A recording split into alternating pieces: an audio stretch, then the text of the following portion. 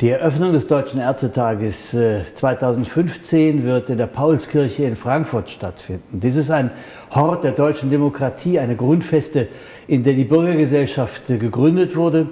Und so wird auch unser Signal sein, die Freiberuflichkeit zu stärken, die Bürgerlichkeit zu stärken und eine gute Medizin von guten Ärzten machen zu lassen.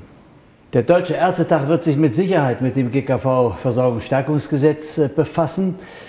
Neben einigen guten Ansätzen haben wir ja doch eine ganze Reihe von Kritik am Versorgungsstärkungsgesetz anzubringen. Da ist zum einen die Frage, dass die Freiberuflichkeit nicht ausreichend gewahrt wird durch Terminservicestellen, durch Zweitmeinungsverfahren oder aber auch durch den Wegkauf von Arztpraxen.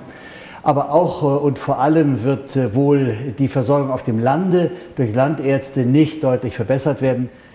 Die Krankenhausreform der Bundesregierung wird mit Sicherheit ein Thema auf dem Deutschen Ärztetag sein. Die Initiative ist gut gemeint.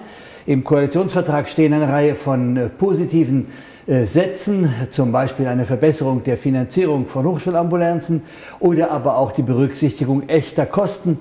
Aber es fehlt ein kleines bisschen noch die Einbindung der Länder. Wir sind nicht sicher, dass man über Lippenbekenntnisse hinaus zu einer echten Krankenhausreform kommen wird. Wir wollen auf dem Deutschen Ärztetag über globale Epidemien, über das Thema Ebola hinaus diskutieren. Wir haben Fachleute eingeladen aus der Epidemiologie, aber auch aus der praktischen Versorgung, weil wir wollen, dass deutsche Ärzte, deutsche Medizin, aber auch die deutsche Bevölkerung auf die nächste Epidemie vorbereitet sind. Wir wollen reden über Abwehrmechanismen, über Impfungen und darüber, wie man sie finanzieren kann.